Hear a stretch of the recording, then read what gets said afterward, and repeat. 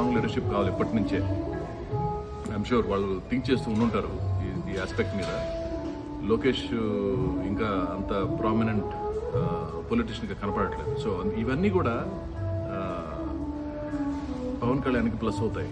So ఫ్యూచర్లో తను ఒక పెద్ద నాయకుడిగా రాగలడు, వస్తాడు. ఇప్పుడు దాకా తను చేసిన ఈ వర్క్కి డెఫినెట్గా తనకైతే ఒక ముద్ర ఉంది. ఏంటంటే ఈజ్ నాట్ కరప్ట్.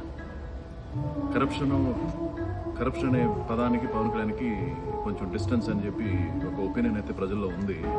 తనకు కావాల్సింది ఏంటంటే తను తీసుకున్న మినిస్ట్రీస్కి సరైన న్యాయం చేసి ప్రజల దగ్గర డిఫరెన్స్ తీసుకొచ్చాడు అనే ఒపీనియన్ తెచ్చుకుంటే I think he can go long way. ఇప్పుడు పవన్ కళ్యాణ్ తెలంగాణలో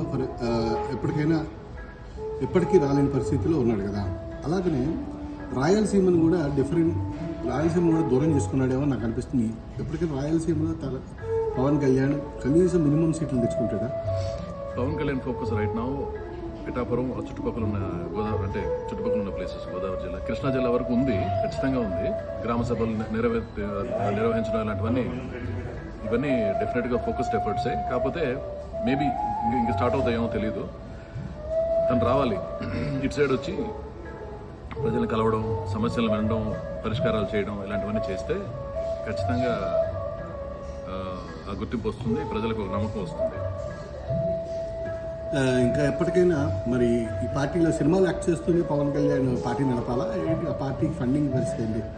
అదే నేను చెప్పాను కదా, అతను కరప్ట్ కాదు, తనకి వేరే వ్యాపకాలు కానీ బిజినెస్లు కానీ అట్లాంటివన్నీ ఏం లేవు. సో పార్టీ నడపాలి, తను బతకాలి. ఖచ్చితంగా సినిమా అనేది తన ప్రొఫెషన్. సినిమాలు చేయడంలో తప్పలేదు. కాకపోతే బీయింగ్ ఎ పొలిటీషియన్గా ఉండడం వల్ల తన మీద కొంచెం అడిషనల్ రెస్పాన్సిబిలిటీ ఉంటుంది, తను పోషించే పాత్రలు, ఇచ్చే మెసేజ్ల మీద. సో అదొకటి మైండ్లో పెట్టుకుంటే చాలు.